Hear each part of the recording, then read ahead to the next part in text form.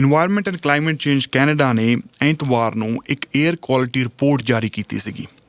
ਉਹਦੇ ਵਿੱਚ ਉਹਨਾਂ ਨੇ ਕਿਹਾ ਵੀ ਸ਼ਹਿਰ ਦੇ ਕੁਝ ਹਿੱਸਿਆਂ ਦੇ ਵਿੱਚ ਜਾਂ ਵੱਖ-ਵੱਖ ਹਿੱਸਿਆਂ ਦੇ ਵਿੱਚ ਜੰਗਲੀ ਅੱਗਾਂ ਕਰਕੇ ਏਅਰ ਕੁਆਲਿਟੀ ਜੋ ਹੈ ਬਹੁਤ ਜ਼ਿਆਦਾ ਖਰਾਬ ਹੋਈ ਹੈ। ਖਾਸ ਤੌਰ 'ਤੇ ਜੇ ਤੁਸੀਂ ਕੁਛ ਜੋ ਪਿਕਚਰ ਸੋਸ਼ਲ ਮੀਡੀਆ 'ਤੇ ਵਾਇਰਲ ਹੋ ਰਹੀਆਂ ਨੇ ਜਾਂ ਘੁੰਮ ਰਹੀਆਂ ਨੇ ਵੱਖ-ਵੱਖ ਅਕਾਊਂਟਸ ਦੇ ਉੱਤੇ, ਉਹ ਤੁਹਾਨੂੰ ਪਤਾ ਲੱਗੂ ਵੀ ਡਾਊਨਟਾਊਨ ਕੈਲਗਰੀ ਟਾਵਰ ਦੇ ਆਸ-ਪਾਸ ਬਹੁਤ ਗਲੂਮੀ ਜਿਹਾ ਵਿਊ ਦਿਖ ਰਿਹਾ ਹੈਗਾ। ਅਤੇ ਉਹਦਾ ਕਾਰਨ ਇਹੀ ਹੈ ਕਿ ਜੰਗਲੀ ਅੱਗਾਂ ਕਰਕੇ ਓਵਰਆਲ ਏਅਰ ਕੁਆਲਿਟੀ ਖਰਾਬ ਹੋ ਰਹੀ ਹੈ। ਸੰਡੇ ਦੇ ਦਿਨ ਜੋ ਏਅਰ ਕੁਆਲਿਟੀ ਦਰਜ ਕੀਤੀ ਗਈ ਸੀ ਉਹ ਹਾਈਲੀ ਰਿਸਕੀ ਸੀ, ਅਤੇ ਜੇ ਗ੍ਰੇਡ ਹੁੰਦਾ ਹੈ 1 2 3 4 5 ਉਹਦੇ ਉੱਤੇ 7 'ਤੇ ਇਹ ਦਰਜ ਕੀਤੀ ਗਈ ਹੈ ਤਾਂ ਇਟ ਮੀਨਸ ਪੂਅਰ ਸੀ ਬਹੁਤ ਜ਼ਿਆਦਾ। ਤਾਂ ਬਹੁਤ ਸਾਰੇ ਲੋਕਾਂ ਨੂੰ ਸਾਹ ਲੈਣ ਦੇ ਵਿੱਚ ਵੀ ਦਿੱਕਤ ਆਈ ਹੋਊਗੀ। ਇਹਦੇ ਨਾਲ ਨਾਲ ਵਿਜ਼ੀਬਿਲਿਟੀ 'ਤੇ ਵੀ ਬਹੁਤ ਵੱਡਾ ਅਸਰ ਪਿਆ ਸੀਗਾ। ਸ਼ਹਿਰ ਦੇ ਕੁਝ ਹਿੱਸਿਆਂ ਦੇ ਵਿੱਚ ਬਹੁਤ ਸਾਰੇ ਲੋਕਾਂ ਨੂੰ ਕਲੀਅਰ ਵਿਜ਼ੀਬਿਲਿਟੀ ਨਹੀਂ ਸੀ ਡਿਊਰਿੰਗ ਡਰਾਈਵਿੰਗ ਜਾਂ ਅਸੀਂ ਕਹਿ ਲਈਏ ਹੋਰ ਵੱਖ-ਵੱਖ ਕੰਮ ਕਾਰ ਜਦੋਂ ਕਰ ਰਹੇ ਸੀਗੇ। ਅਤੇ ਸੰਡੇ ਸ਼ਾਮ ਤੱਕ ਕਹਿੰਦੇ ਸਿਚੁਏਸ਼ਨ ਠੀਕ ਹੋਈ ਸੀ। ਬਟ ਇੱਕ ਗੱਲ ਆਪਾਂ ਸਾਰੇ ਹੀ ਜਾਣਦੇ ਹਾਂ, ਆਪਾਂ ਸਾਰੀਆਂ ਨੇ ਤਾਂ ਸਮਝਦਾਰ ਹੈਗੇ ਹਾਂ ਕਿ ਜੰਗਲੀ ਅੱਗਾਂ ਜੋ ਹੈ ਲੱਗੀਆਂ ਹੋਈਆਂ ਨੇ, ਅਤੇ ਬਹੁਤ ਸਾਰੀਆਂ ਨੂੰ ਤਾਂ ਕੈਟੇਗਰੀ ਦੇ ਵਿੱਚ ਇਹ ਵੀ ਕਿਹਾ ਗਿਆ ਕਿ ਉਹ ਆਊਟ ਆਫ ਕੰਟਰੋਲ ਨੇ, ਰਾਈਟ। ਸੋ ਉਹਨਾਂ 'ਤੇ ਕਾਬੂ ਹੀ ਨਹੀਂ ਪਾਇਆ ਜਾ ਸਕਦਾ। ਤਾਂ ਇਸ ਕਰਕੇ ਸਾਨੂੰ ਸਾਰਿਆਂ ਨੂੰ ਇਹ ਗੱਲ ਲਈ ਤਿਆਰ ਰਹਿਣਾ ਚਾਹੀਦਾ ਵੀ ਆਉਣ ਵਾਲਾ ਜਿਹੜਾ ਸਮਾਂ ਹੈ ਜਾਂ ਆਲਮੋਸਟ ਜਿਹੜੀ ਲਗਭਗ ਮੈਜੋਰਿਟੀ ਆਫ ਦਾ ਸਮਰ ਸਾਨੂੰ ਇਸ ਤਰ੍ਹਾਂ ਦੀ ਖਰਾਬ ਏਅਰ ਕੁਆਲਿਟੀ ਅਤੇ ਵਿਜ਼ੀਬਿਲਿਟੀ ਨਾਲ ਡੀਲ ਕਰਨਾ ਪੈਣਾ, ਇਹਨੂੰ ਫੇਸ ਕਰਨਾ ਪੈਣਾ ਲਗਾਤਾਰ। ਤਾਂ ਇਕੱਲੇ ਸੰਡੇ ਦੀ ਗੱਲ ਨਹੀਂ, ਐਤਵਾਰ ਦੀ ਗੱਲ ਨਹੀਂ, ਇਸ ਵੀਕ ਦੇ ਦੌਰਾਨ ਹਾਲਾਂਕਿ ਮੀਂਹ ਨਾਲ ਬਹੁਤ ਜ਼ਿਆਦਾ ਅਸਰ ਪੈ ਸਕਦਾ, ਫਰਕ ਪੈ ਜੇ ਕੀ ਪਤਾ, ਬਟ ਕੀ ਪਤਾ ਉਹ ਟੈਂਪਰਰੀ ਫਰਕ ਹੋਵੇ। ਆਉਣ ਵਾਲੇ ਸਮੇਂ ਦੇ ਵਿੱਚ ਇਹ ਸਾਰੀ ਗੱਲਾਂ ਆਪਾਂ ਨੂੰ ਹੋਰ ਵੀ ਜ਼ਿਆਦਾ ਕਲੀਅਰ ਹੋ ਜਾਣਗੀਆਂ।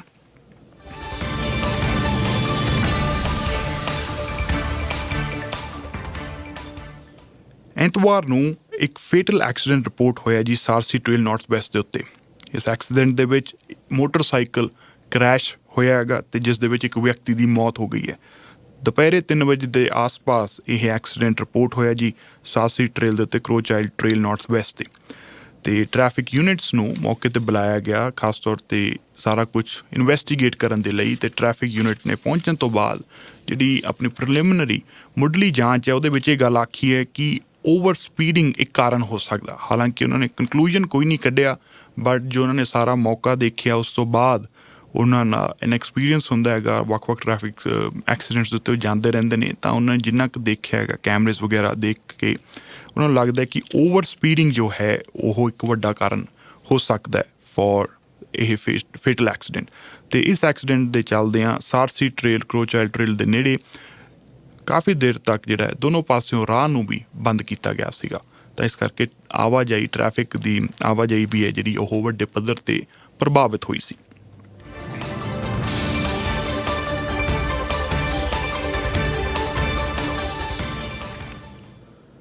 ਕੈਲਗਰੀ ਦੇ ਵਿੱਚ ਆਏ ਦਿਨ ਕੋਈ ਨਾ ਕੋਈ ਅਜਿਹੀ ਘਟਨਾ ਤਾਂ ਹੁੰਦੀ ਹੈ ਜਿਹੜੀ ਬੜੀ ਇੰਟਰਸਟਿੰਗ ਹੁੰਦੀ ਹੈ, ਦਿਲਚਸਪ ਹੁੰਦੀ ਹੈ। ਅਤੇ ਇੱਕ ਹੋਰ ਅਜਿਹੀ ਖਬਰ ਸਾਹਮਣੇ ਆਈ ਹੈ ਕਿ ਐਤਵਾਰ ਨੂੰ ਹੀ ਦੁਪਹਿਰੇ ਸਾਊਥ ਵੈਸਟ ਕੈਲਗਰੀ ਦੇ ਵਿੱਚ ਵੁੱਡ ਵਿਊ ਕ੍ਰਿਸੈਂਟ ਹੈ, ਕਮਿਊਨਿਟੀ ਹੈ, ਉੱਥੇ ਇੱਕ ਘਰ ਦੀ, ਜਿਵੇਂ ਸੰਡੇ ਨੂੰ ਹਮੇਸ਼ਾ ਲੋਕ ਇਹ ਕਰਕੇ ਹੀ ਚੱਲਦੇ ਆ, ਮੋਸਟ ਆਫ ਦਾ ਟਾਈਮ ਉਹਨਾਂ ਦੇ ਟਾਸਕ ਵਿੱਚ ਹੁੰਦਾ ਹੈਗਾ ਕਿ ਉਹਨਾਂ ਨੇ ਘਰ ਦੀ ਸਾਫ਼ ਸਫਾਈ ਕਰਨੀ ਹੈ, ਡੀਪ ਕਲੀਨਿੰਗ ਕਰਨੀ ਹੈਗੀ ਹੈ, ਰਾਈਟ। ਚਾਹੇ ਉਹ ਗਰਾਜ ਹੋਵੇ ਜਾਂ ਓਵਰਆਲ ਘਰ ਹੋਵੇ।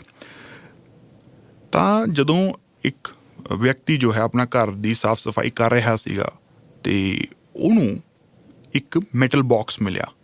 ਪਹਿਲਾਂ ਤਾਂ ਉਹਨੂੰ ਲੱਗਿਆ ਵੀ ਇਹ ਮੇਰਾ ਹੀ ਹੋਣਾ ਹੈਗਾ, ਹੈ ਨਾ। ਉਹਨੇ ਧਿਆਨ ਦਿੱਤਾ, ਉਹਨੂੰ ਖੋਲ੍ਹਣ ਦੀ ਕੋਸ਼ਿਸ਼ ਕੀਤੀ ਵੀ ਇਹਦੇ ਵਿੱਚ ਹੈ ਕੀ। ਸੋ ਜਦੋਂ ਉਹਨਾਂ ਨੇ ਉਹ ਚੀਜ਼ ਖੋਲ੍ਹੀ ਤਾਂ ਉਹ ਸ਼ੌਕ ਹੋ ਗਏ ਕਿਉਂਕਿ ਉਹਦੇ ਵਿੱਚ ਡਾਇਨਾਮਾਈਟ ਪਿਆ ਸੀ। ਅਤੇ ਜ਼ਾਹਿਰ ਜੀ ਗੱਲ ਹੈ, ਜਦੋਂ ਬੰਦੇ ਨੇ ਡਾਇਨਾਮਾਈਟ ਦੇਖਿਆ ਹੋਣਾ ਉਹ ਘਬਰਾ ਗਿਆ ਹੋਣਾ, ਹੈ ਨਾ, ਵੀ ਉਹ ਕੀ ਕਰੀਏ, ਵੀ ਕਿਵੇਂ ਆ ਗਿਆ ਇਹ, ਕਿਤੇ ਉਹ ਚੱਲ ਤਾਂ ਨਹੀਂ ਜਾਊਗਾ। ਤਾਂ ਉਹਨਾਂ ਨੇ ਫਟਾਫਟ ਜੋ ਹੈ ਪੁਲਿਸ ਨੂੰ ਕਾਲ ਕੀਤੀ। ਉਹ ਵੁੱਡ ਵਿਊ ਕ੍ਰਿਸੈਂਟ ਪਹੁੰਚੇ, ਉੱਥੇ ਬੌਂਬ ਯੂਨਿਟ ਵੀ ਉੱਥੇ ਪਹੁੰਚਿਆ ਹੈਗਾ ਅਤੇ 4.5 ਘੰਟੇ ਤੱਕ ਉੱਥੇ ਜਿਹੜਾ ਪੁਲਿਸ ਰਹੀ, ਬੌਂਬ ਸਕੁਆਡ ਰਿਹਾ ਅਤੇ ਉਹਨਾਂ ਨੇ ਆਸੇ ਪਾਸੇ ਵਾਲਾ ਜਿੰਨਾ ਨੇਬਰਹੁੱਡ ਸੀ ਉਹਨੂੰ ਉਹਨਾਂ ਨੇ ਇਵੈਕਿਊਏਟ ਕਰਵਾ ਦਿੱਤਾ। ਤਾਂ ਲਗਭਗ ਦੁਪਹਿਰੇ ਇਹ ਇੰਸੀਡੈਂਟ ਰਿਪੋਰਟ ਹੋਇਆ ਹੈਗਾ, ਤਾਂ ਸ਼ਾਮ ਦੇ 7 ਵਜੇ ਤੱਕ ਇਸ ਇੰਸੀਡੈਂਟ ਕਰਕੇ ਉੱਥੇ ਲੋਕ ਜਿਹੜੇ ਹੈ ਇਵੈਕਿਊਏਟਿਡ ਹੀ ਰਹੇ। ਉਹਨਾਂ ਨੂੰ ਇੱਕ ਸੇਫ ਪਲੇਸ 'ਤੇ ਲਿਜਾਇਆ ਗਿਆ ਹੈਗਾ। ਉਸ ਤੋਂ ਬਾਅਦ ਹੀ ਆਰਡਰ ਜਾਰੀ ਹੋਏ ਕਿ ਉਹ ਵਾਪਸ ਆਪਣੇ ਘਰਾਂ ਨੂੰ ਜਾ ਸਕਦੇ ਨੇ। ਤੇ ਐਕਸਪਲੋਸਿਵ ਐਲੀਮੈਂਟ ਤਾਂ ਉਹਦੇ ਵਿੱਚ ਜ਼ਰੂਰ ਡਿਸਕਵਰ ਹੋਇਆ ਹੈਗਾ, ਬਟ ਉਹ ਡੇਂਜਰਸ ਨਹੀਂ ਸੀਗਾ ਕਿਉਂਕਿ ਟੀਮਸ ਉੱਥੇ ਵੇਲੇ ਸਿਰ ਪਹੁੰਚ ਗਈਆਂ ਤੇ ਉਹਨਾਂ ਨੇ ਉਹਨੂੰ ਰਿਫਿਊਜ਼ ਕਰ ਦਿੱਤਾ ਜਾਂ ਉਹਨੂੰ ਆਪਣੇ ਕਬਜ਼ੇ ਵਿੱਚ ਲੈ ਲਿਆ ਹੈਗਾ। ਐਟ ਦ ਸੇਮ ਟਾਈਮ ਉਹਨਾਂ ਨੇ ਆਸੇ ਪਾਸੇ ਸਾਰਾ ਏਰੀਆ ਜਿਹੜਾ ਹੈ ਉਹ ਫਿਰ ਤੋਂ ਚੈੱਕ ਕੀਤਾ, ਕੋਮਿੰਗ ਹੋਈ ਵੀ ਕੋਈ ਚੀਜ਼ ਹੋਰ ਤਾਂ ਨਹੀਂ ਪਈ ਹੈਗੀ ਇਹਦੇ ਰਿਲੇਟਿਡ ਨਾਲ ਜੁੜੀ ਹੋਈ। ਸੋ ਸਾਰੀਆਂ ਜਿਹੜੀਆਂ ਇੱਕ ਪ੍ਰੋਸੀਜਰ ਹੁੰਦਾ ਜਦੋਂ ਜਿਹੀ ਕੋਈ ਚੀਜ਼ ਮਿਲਦੀ ਹੈ ਉਹ ਸਾਰਾ ਫੋਲੋ ਕੀਤਾ ਗਿਆ। ਤੇ ਫਿਰ ਇੱਕ ਹੋਰ ਸੈਕਿੰਡ ਵਰਲਡ ਵਾਰ ਤੋਂ ਬਾਅਦ ਵਾਲਾ ਐਕਸਪਲੋਸਿਵ ਡਿਵਾਈਸ ਵੀ Weasel Head Flats Natural Environment Park 'ਚ ਮਿਲਿਆ ਗਾ।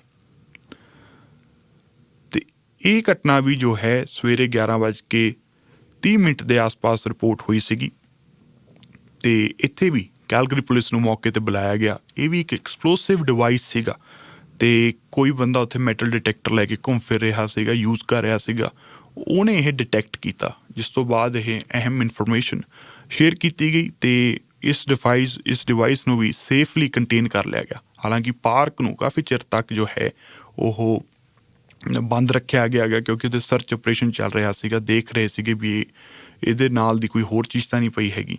ਬਟ ਫਿਰ ਉਸਨੂੰ ਖੋਲ੍ਹ ਦਿੱਤਾ ਗਿਆ ਤਾਂ ਇਹ 2 ਇੰਸੀਡੈਂਟਸ ਰਿਪੋਰਟ ਹੋਏ ਨੇਗੇ। ਪਰ ਪੁਲਿਸ ਨੇ ਇਹ ਗੱਲ ਸਾਫ਼ ਕਰ ਦਿੱਤੀ ਹੈ ਵੀ ਇਹ ਦੋਨੋਂ ਇੰਸੀਡੈਂਟਸ ਜਿਹੜੇ ਨੇਗੇ, ਇੱਕ ਪਾਸੇ ਇੱਥੇ ਘਰ ਦੇ ਵਿੱਚ ਡਾਇਨਾਮਾਈਟ ਮਿਲਿਆ ਤੇ ਦੂਜੇ ਪਾਸੇ ਪਾਰਕ ਦੇ ਵਿੱਚ ਐਕਸਪਲੋਸਿਵ ਮਟੀਰੀਅਲ ਮਿਲਿਆ, ਡਿਵਾਈਸ ਮਿਲਿਆ ਹੈਗਾ, ਉਹ ਰਿਲੇਟਿਡ ਨਹੀਂ ਹੈਗੇ, ਇੰਟਰਕਨੈਕਟਿਡ ਨਹੀਂ ਹੈਗੇ।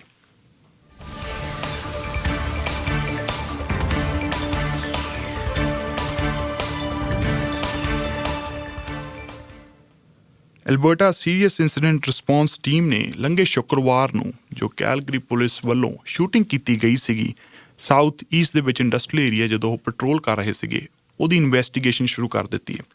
ਜੋ ਇਨਫੋਰਮੇਸ਼ਨ ਸਾਡੇ ਨਾਲ ਸਾਂਝੀ ਕੀਤੀ ਗਈ ਹੈ ਉਸ ਅਕੋਰਡਿੰਗ ਪੁਲਿਸ ਪਾਰਟੀ ਜਾਂ ਪੁਲਿਸ ਟੀਮ ਉੱਥੇ ਪੈਟਰੋਲ ਕਰ ਰਹੀ ਸੀਗੀ ਇੱਕ ਨੋਰਮਲ ਰੂਟੀਨ ਦੇ ਅਕੋਰਡਿੰਗ, ਕਿਉਂਕਿ ਉਹ ਏਰੀਏ ਦੇ ਵਿੱਚ ਜਿਵੇਂ ਵੀ ਪੁਲਿਸ ਦਾ ਇੱਕ ਪੈਟਰੋਲਿੰਗ ਦਾ ਐਕਸਰਸਾਈਜ਼ ਹੁੰਦੀ ਹੈ, ਉਹ ਜਾਂਦੇ ਹੀ ਨੇਗੇ। ਅਤੇ ਉੱਥੇ ਉਹਨਾਂ ਨੂੰ ਇੱਕ ਵਿਅਕਤੀ ਮਿਲਿਆ, ਇੱਕ ਬੰਦਾ ਸੀ ਜੋ ਇੱਕ ਆਪਣੇ ਵਹੀਕਲ ਕੋਲ ਖੜ੍ਹਾ ਸੀ ਅਤੇ ਉਹਨਾਂ ਵੱਲ ਹੈਂਡ ਗਨ ਪੁਆਇੰਟ ਆਊਟ ਕਰ ਰਿਹਾ ਸੀਗਾ ਅਤੇ ਫਿਰ ਉਹ ਮੌਕੇ ਤੋਂ ਚਲਾ ਗਿਆ।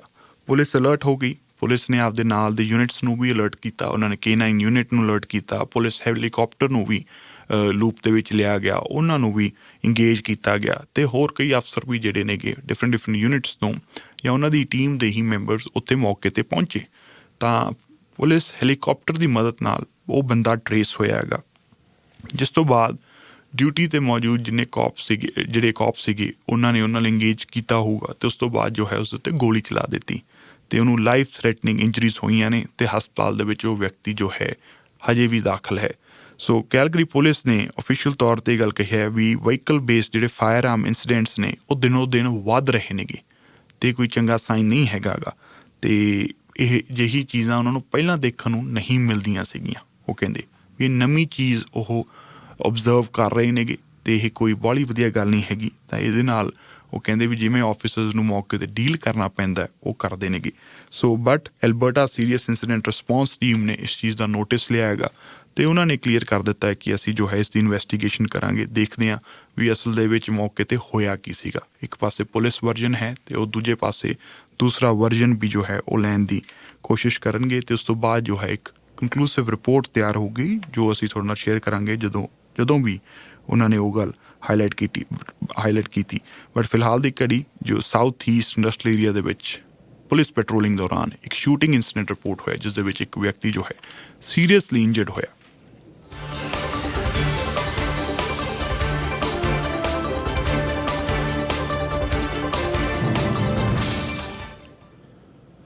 ਐਲਬਰਟਾ ਦੇ ਪ੍ਰੀਮੀਅਰ ਡੈਨੀਅਲ ਸਮਿਥ ਨੇ 3 ਮਹੀਨੇ ਪਹਿਲਾਂ ਮਾਰਚ ਇਹ ਗੱਲ ਆਖੀ ਸੀਗੀ ਕਿ ਉਹ US ਟੈਰਿਫ ਖਿਲਾਫ ਲੜਾਈ ਦੇ ਵਿੱਚ ਅਮਰੀਕੀ ਦਾਰੂ 'ਤੇ ਰੋਕ ਅਤੇ ਪਾਬੰਦੀਆਂ ਲਾ ਰਹੇ ਨੇਗੇ। ਇਸ ਦੇ ਨਾਲ ਉਹਨਾਂ ਨੇ ਵੀਡੀਓ ਲੋਟਰੀ ਟਰਮੀਨਲਸ ਦੇ ਉੱਤੇ ਵੀ ਪਾਬੰਦੀ ਲਾਈ ਸੀਗੀ। ਬਟ ਹੁਣ ਜੋ ਲੇਟੈਸਟ ਜਾਣਕਾਰੀ ਮਿਲੀ ਹੈ ਉਸ ਦੇ ਅਕੋਰਡਿੰਗ ਐਲਬਰਟਾ ਸਰਕਾਰ ਨੇ ਇਹਨਾਂ ਪਾਬੰਦੀਆਂ ਨੂੰ, ਇਹਨਾਂ ਰਿਸਟ੍ਰਿਕਸ਼ਨਸ ਨੂੰ ਹਟਾ ਦਿੱਤਾ ਹੈਗਾ। ਐਲਬਰਟਾ ਫਿਰ ਤੋਂ ਅਮਰੀਕੀ ਦਾਰੂ ਖਰੀਦੇਗਾ ਅਤੇ ਸਰਵਿਸ ਐਲਬਰਟਾ ਦੇ ਮਿਨਿਸਟਰ ਡੇਲ ਨੈਲੀ ਦਾ ਕਹਿਣਾ ਹੈ ਕਿ ਇਸ ਫੈਸਲੇ ਨਾਲ ਅਸੀਂ ਇੱਕ ਵਾਰ ਫੇਰ US ਨਾਲ ਓਪਨ ਅਤੇ ਫੇਅਰ ਟਰੇਡ ਕਰਨਾ ਚਾਹੁੰਦੇ ਹਾਂ। ਆਪਾਂ ਸਾਰੇ ਜਾਣਦੇ ਹਾਂ ਕਿ ਪਿਛਲੇ ਵੀਕ ਹੀ ਪ੍ਰੀਮੀਅਰ ਡੈਨੀਅਲ ਸਮਿਥ ਵਾਸ਼ਿੰਗਟਨ ਦੇ ਦੌਰੇ 'ਤੇ ਸੀਗੇ ਤੇ ਉੱਥੇ ਉਹਨਾਂ ਨੇ ਬਹੁਤ ਸਾਰੇ US ਐਡਮਿਨਿਸਟ੍ਰੇਸ਼ਨ ਦੇ ਲੋਕਾਂ ਨਾਲ ਤੇ ਹੋਰ ਜਿਹੜੇ ਵੱਡੇ ਪਲੇਅਰਸ ਨੇ ਉਹਨਾਂ ਨਾਲ ਗੱਲਬਾਤ ਕੀਤੀ। ਆਮ ਸ਼ੋਰ ਉੱਥੇ ਗੱਲਬਾਤ ਟੇਕ ਅਪ ਕੀਤੀ ਗਈ ਹੋਊਗੀ, ਰਾਈਟ। ਉਹਨਾਂ ਦੇ ਵੀ ਇੰਡਸਟਰੀ ਦੇ ਲੋਕ ਉਹਨਾਂ ਨੂੰ ਮਿਲੇ ਹੋਣਗੇ ਵੀ ਤੁਸੀਂ ਅਮਰੀਕਨ ਜਿਹੜੀ ਲਿਕਰ ਹੈ ਉਹਨੂੰ ਬਾਏ ਕਰੋ ਅਮਰੀਕੀਦਾਰ ਨੂੰ, ਫਿਰ ਤੋਂ ਜੋ ਉਹਨਾਂ 'ਤੇ ਪਾਬੰਦੀਆਂ ਰਿਸਟ੍ਰਿਕਸ਼ਨਸ ਲਾਈਆਂ ਨੇ ਉਹ ਤੁਸੀਂ ਹਟਾਓ। ਅਤੇ ਐਂ ਲੱਗਦਾ ਹੈਗਾ ਉਸ ਤੋਂ ਬਾਅਦ ਹੀ ਇਹ ਫੈਸਲਾ ਲਿਆ ਗਿਆ ਹੈਗਾ ਜੋ ਕਹਿੰਦੇ ਵੀ ਸਾਡੀ ਕਮਿਟਮੈਂਟ ਹੈ ਓਪਨ ਅਤੇ ਫੇਅਰ ਟਰੇਡ ਨੂੰ, ਅਤੇ ਅਸੀਂ ਉਹ ਨਿਭਾਵਾਂਗੇ। ਅਤੇ ਇੱਕ ਸਿਗਨਲ ਹੈ ਕਿ ਅਸੀਂ ਉਸ ਰਾਹ ਵੱਲ ਫਿਰ ਤੋਂ ਤੁਰ ਪਏ ਹਾਂ। ਅਤੇ ਅਮਰੀਕਨ ਕੰਪਨੀਜ਼ ਨਾਲ ਕੰਟਰੈਕਟ ਦੇ ਉੱਤੇ ਵੀ ਪਾਬੰਦੀ ਲਾਈ ਗਈ ਸੀਗੀ, ਰਿਸਟ੍ਰਿਕਸ਼ਨ ਸੀਗੀ ਵੀ ਕੋਈ ਵੀ ਅਮਰੀਕੀ ਕੰਪਨੀ ਨਾਲ ਕੰਟਰੈਕਟ ਵੀ ਨਹੀਂ ਕੀਤਾ ਜਾਊਗਾ। ਐਲਬਰਟਾ ਦੇ ਵਿੱਚ ਜ਼ਿਆਦਾਤਰ ਜਾਂ ਸਾਰੇ ਹੀ ਲਿਕਰ ਸਟੋਰ ਜੋ ਨੇ ਉਹ ਪ੍ਰਾਈਵੇਟ ਨੇ, ਬਟ ਉਹ ਸਾਰਾ ਸਟਾਕ ਜੋ ਹੈ ਐਲਬਰਟਾ ਸਰਕਾਰ ਰਾਹੀਂ ਆਰਡਰ ਕਰ ਦੇਣਗੇ। ਸਰਕਾਰ ਦਾ ਬਹੁਤ ਵੱਡਾ ਇੱਕ ਉਹਦੇ ਵਿੱਚ ਪਲੇ ਹੈ, ਅਤੇ ਜੇ ਸਰਕਾਰ ਰੋਕ ਲਾ ਦੇ ਤਾਂ ਰੋਕ ਉਹ ਸਭ ਨੂੰ ਹੀ ਫੋਲੋ ਕਰਨੀ ਪੈਂਦੀ ਹੈ। ਬਟ ਸਭ ਤੋਂ ਇੰਟਰਸਟਿੰਗ ਗੱਲ ਇਹ ਹੈ, ਹਾਲਾਂਕਿ ਬਹੁਤ ਸਾਰਾ ਸਟਾਕ ਭਾਵੇਂ ਹੁਣ ਲਿਆ ਵੀ ਜਾਊਗਾ ਜਾਂ ਪਹਿਲਾਂ ਦਾ ਵੀ ਪਿਆ ਸੀਗਾ, ਕਿਉਂਕਿ ਲੋਕਾਂ ਦੇ ਵਿੱਚ ਇੱਕ ਲੜਾਈ ਕਰਨ ਦਾ ਜਜ਼ਬਾ ਸੀਗਾ। ਉਹ ਕਹਿੰਦੇ ਵੀ ਜੇ ਅਮਰੀਕਾ ਸਾਡੇ ਨਾਲ ਧੱਕਾ ਕਰ ਰਿਹਾ 100 ਸਾਲ ਤੋਂ ਵੱਧ ਦਾ ਜਿਹੜਾ ਰਿਲੇਸ਼ਨਸ਼ਿਪ ਹੈ ਇੱਕ ਝਟਕੇ ਦੇ ਵਿੱਚ ਹੀ ਉਹ ਖਰਾਬ ਕਰ ਰਿਹਾ ਜਾਂ ਕਹਿ ਲਓ ਵੀ ਉਹ ਤੋਂ ਪਿੱਛੇ ਹਟ ਰਿਹਾ ਹੈਗਾ, ਫਿਰ ਵੀ ਲੋਕ ਜਿਹੜੇ ਨੇ ਉਹ ਕਹਿੰਦੇ ਅਸੀਂ ਵੀ ਤੁਹਾਨੂੰ ਕਰਕੇ ਦਿਖਾਵਾਂਗੇ, ਅਸੀਂ ਬੋਇਕਟ ਕਰਾਂਗੇ। ਹੁਣ ਜਦੋਂ ਵੀ ਬਹੁਤ ਸਾਰੀਆਂ ਰਿਪੋਰਟਸ ਜਿਹੀਆਂ ਸਾਹਮਣੇ ਆਈਆਂ ਨੇ ਕਿ ਜਦੋਂ ਵੀ ਲੋਕ ਕੋਈ ਠੇਕੇ 'ਤੇ ਜਾਂਦਾ ਹੈਗਾ, ਸਿੱਧਾ ਲੋਕ ਪਹਿਲਾਂ ਕਹਿੰਦੇ ਵੀ ਸਾਨੂੰ ਉਹ ਦਾਰੂ ਦਿਖਾਓ ਜਾਂ ਉਹ ਸ਼ਰਾਬ ਦਿਖਾਓ ਜਿਹੜੀ ਕਿ ਮੇਡ ਇਨ ਕੈਨੇਡਾ ਹੈ ਜਾਂ ਕਿਸੇ ਹੋਰ ਕੰਟਰੀ ਦੀ ਹੋਵੇ। ਪਹਿਲੀ ਪ੍ਰੈਫਰੈਂਸ ਮੇਡ ਇਨ ਕੈਨੇਡਾ, ਬਾਕੀ ਫਿਰ ਦੂਜਿਆਂ ਦੀ। ਬਟ ਕਹਿੰਦੇ ਅਮੈਰੀਕਨ ਮੇਡ ਸਾਨੂੰ ਦਿਖਾਓ ਹੀ ਨਾ, ਸਾਨੂੰ ਚਾਹੀਦੀ ਨਹੀਂ ਹੈਗੀ। ਸੋ ਬਹੁਤ ਲੋਕਾਂ ਨੇ ਇਹ ਸਪਸ਼ਟ ਅਪਰੋਚ ਰੱਖੀ ਹੋਈ ਹੈਗੀ ਹੈ ਵੀ ਜਦੋਂ ਤੱਕ ਇਹ ਸਿਲਸਿਲਾ ਨੋਰਮਲ ਨਹੀਂ ਹੋ ਜਾਂਦਾ ਜਾਂ ਇਨਫੈਕਟ ਇਨ ਫਿਊਚਰ ਵੀ ਜੇ ਨੋਰਮਲ ਵੀ ਹੋ ਜੇ, ਪਰ ਜਿਸ ਤਰ੍ਹਾਂ ਦਾ treatment Canada, Canadian government, Canadian ਦੇ top political office, prime minister ਦੇ ਅਹੁਦੇ ਦੇ ਨਾਲ ਕੀਤਾ ਗਿਆ ਹੈਗਾ, ਰਾਈਟ, ਤਾਂ ਉਹਨੂੰ ਲੋਕ ਭੁੱਲਣਗੇ ਨਹੀਂ ਛੇਤੀ ਕਿਤੇ। ਜੇ ਸਭ ਕੁਛ ਨੋਰਮਲ ਵੀ ਹੋ ਜਾਂਦਾ ਫਿਰ ਵੀ ਸ਼ਾਇਦ ਲੋਕ ਜੋ ਹੈ ਅਮਰੀਕਾ ਲਿਕਰ ਜਾਂ ਅਮਰੀਕਾ ਦੇ ਬਾਕੀ ਪ੍ਰੋਡਕਟਸ ਨੂੰ ਬੋਇਕਟ ਕਰਨਗੇ ਜਿੰਨਾ ਹੋ ਸਕਦਾ ਹੈਗਾ। ਹਰ ਚੀਜ਼ ਤਾਂ ਨਹੀਂ ਹੋ ਸਕਦੀ, ਪਰ ਜਿੰਨੀ ਕੁ ਹੋ ਸਕਦੀ ਉਹਨਾਂ ਲੋਕ ਕਰ ਰਹੇ ਨੇਗੇ। ਅਤੇ ਐਲਬਰਟਾ ਸਰਕਾਰ ਨੇ ਇਹ ਗੱਲ ਵੀ ਕਹੀ ਹੈ ਵੀ ਕੈਨੇਡਾ US ਮੈਕਸੀਕੋ ਐਗਰੀਮੈਂਟ ਤਹਿਤ ਜੋ ਅਸੀਂ ਫੈਸਲਾ ਹੁਣ ਲਿੱਤਾ ਹੈਗਾ ਕਿ ਅਸੀਂ ਰਿਸਟ੍ਰਿਕਸ਼ਨਸ ਹਟਾਈਆਂ ਨੇਗੀਆਂ, ਉਹ ਹੈਲਪ ਕਰੇਗਾ, ਕਿਉਂਕਿ 2026 ਦੇ ਵਿੱਚ ਰਿਵਿਊ ਹੋਣਾ ਹੈਗਾ। ਅਤੇ ਰਿਵਿਊ ਤੋਂ ਪਹਿਲਾਂ ਜੇ ਅਸੀਂ ਇਹ ਕਰ ਰਹੇ ਹੈਗੇ ਹਾਂ ਅਮਰੀਕੀ ਦਾਰੂ ਖਰੀਦਾਂਗੇ ਕਿਤੇ ਨਾ ਕਿਤੇ ਨੈਗੋਸ਼ੀਏਸ਼ਨਸ ਦੇ ਵਿੱਚ, ਅਤੇ ਓਵਰਆਲ ਸਾਨੂੰ ਮਦਦ ਮਿਲੇਗੀ।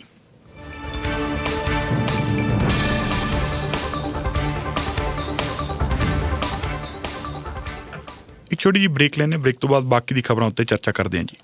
This is 3 Red ਮਹੀਨੇ ਹੋ FM. ਗਏ ਘਰ ਮੂਰੇ ਫॉर ਸੇਲ ਦਾ ਸਾਈਨ ਲੱਗੇ ਨੂੰ, ਕੋਈ ਆਫਰ ਹੀ ਨਹੀਂ ਆ ਰਹੀ। ਡੈਡ, ਅੱਜਕੱਲ ਫॉर ਸੇਲ ਵਾਲੇ ਫੱਟੇ ਨਾਲ ਘਰ ਨਹੀਂ ਵਿਕਦੇ। ਹੁਣ ਇੰਟਰਨੈਟ ਦਾ ਜ਼ਮਾਨਾ ਹੈ। ਜੇ ਘਰ ਵੇਚਣਾ ਹੈ ਤਾਂ ਤੁਸੀਂ ਰਮਨ ਚਾਹਲ ਤੇ ਹੈਪੀ ਢਿੱਲੋਂ ਨਾਲ ਲਿਸਟ ਕਰੋ। ਬਿਲਕੁਲ ਸਹੀ। ਰੀਮੈਕਸ ਕਰਾਊਨ ਦੇ multi award winning realtors Raman Chahal ਤੇ ਹੈਪੀ ਢਿੱਲੋਂ ਤੁਹਾਡੇ ਘਰ ਨੂੰ ਵੱਧ ਤੋਂ ਵੱਧ ਕੀਮਤ ਤੇ ਵੇਚਣ ਲਈ ਬਹੁਤ ਹੀ ਕਾਮਯਾਬ ਤਰੀਕੇ ਨਾਲ ਮਾਰਕੀਟਿੰਗ ਕਰਦੇ ਹਨ। ਇਹ ਘਰ ਵੇਚਣ ਦੀ 90 ਦਿਨਾਂ ਦੀ ਗਾਰੰਟੀ ਵੀ ਦੇ ਸਕਦੇ ਨੇ। ਨੰਬਰ ਨੋਟ ਕਰੋ, ਰਮਨ ਚਾਹਲ 4039222000 ਤੇ ਹੈਪੀ ਢਿੱਲੋਂ 4036670012। ਸਾਂਝਾ ਪੰਜਾਬ ਦੀਆਂ 6 ਲੋਕੇਸ਼ਨਸ ਤੇ ਇਹ ਵੀਕਲੀ ਸਪੈਸ਼ਲ ਸੇਲ ਲੱਗ ਗਈ ਹੈ। ਇਹ ਕੀਮਤਾਂ 12 ਜੂਨ ਤੱਕ ਮਿਲਣਗੀਆਂ। 1 ਪਾਉਂਡ ਟਮਾਟਰ 88 ਸੈਂਟਸ ਨੂੰ, 1 ਪਾਉਂਡ ਅਦਰਕ 129 ਵਿੱਚ, ਮੇਥੀ ਦੀ ਇੱਕ ਗੁੱਛੀ 149 ਦੀ, ਗੋਭੀ ਦਾ ਇੱਕ ਫੁੱਲ 249 ਵਿੱਚ, 341 ਗ੍ਰਾਮ ਸਵੇਰਾ ਪਨੀਰ 399 ਦਾ, 4 ਪਾਉਂਡ ਸ਼ੇਰ ਬੇਸਨ 449 ਵਿੱਚ, ਡੌਨ ਫੈਮਿਲੀ ਪੈਕ ਪਰੌਂਠਾ 799 ਨੂੰ। Locations West Winds Drive, 80th Avenue, Falcon Ridge Boulevard, Cityscape Square, Redstone North East and Carrington North West. Sky Vision numbers ਪੇਸ਼ ਕਰਦੇ ਹਨ ਸਪੈਸ਼ਲ ਨੰਬਰ ਪੈਕੇਜ ਸੇਲ। ਜੇ ਤੁਸੀਂ ਆਪਣਾ ਗਰਾਜ ਬਣਾ ਰਹੇ ਹੋ ਜਾਂ ਬਣਾਉਣ ਦਾ ਪਲਾਨ ਕਰ ਰਹੇ ਹੋ ਤਾਂ ਇਹਨਾਂ ਤੋਂ ਸਾਰਾ ਸਮਾਨ ਡਿਸਕਾਊਂਟਡ ਪ੍ਰਾਈਸ ਤੇ ਆਰਡਰ ਕਰਕੇ ਸੇਮ ਡੇ ਡਿਲੀਵਰੀ ਪ੍ਰਾਪਤ ਕਰੋ। ਇਸ ਤੋਂ ਇਲਾਵਾ ਇਹਨਾਂ ਕੋਲ ਪ੍ਰੀਮੀਅਮ ਕੁਆਲਿਟੀ ਫਰੇਮਿੰਗ ਮਟੀਰੀਅਲ, ਫੁੱਲ ਹਾਊਸ ਪੈਕੇਜ, ਲੰਬਰ, ਟਰਸਸ, ਵਾਲ ਫਲੋਰ ਅਤੇ ਕ੍ਰਿਬਿੰਗ ਪੈਕੇजेस ਵੀ ਉਪਲਬਧ ਹਨ। ਸਕਾਈ ਵਿਜ਼ਨ ਨੰਬਰਸ ਹੁਣ ਆਪਣੀ ਨਵੀਂ location 3D business centre Jacksonport North East ਵਿੱਚ ਓਪਨ ਕਰ ਰਹੇ ਹਨ। ਵਧੇਰੇ ਜਾਣਕਾਰੀ ਲਈ call Sky Vision numbers at 403-946-4500। क्या आप एक कार एक्सीडेंट में इन्वॉल्व हो और आपको तलाश है एक बेहतरीन पर्सनल इंजरी लॉयर की? तो अब परेशान होने की जरूरत नहीं। लॉ फ्रैंको करेरो के जोसेफ करेरो न सिर्फ इंश्योरेंस कंपनी से आपको ज्यादा से ज्यादा पैसा लेकर दिलवाते हैं, बल्कि अपनी फीस भी आपका क्लेम दिलवाने के बाद लेते हैं। और मैं आपकी अपनी law firm coordinator Anjum Qureshi आपकी अपनी जबान हिंदी, उर्दू, पंजाबी बोलती हूँ और आपके कार एक्सीडेंट में कदम कदम आपके साथ मौजूद होती हूँ। अगर आप कार एक्सीडेंट में इन्वॉल्व है तो आज ही मुझे कॉल करें 5879710157। आपकी अपनी Anjum Qureshi. This is Good Morning Calgary.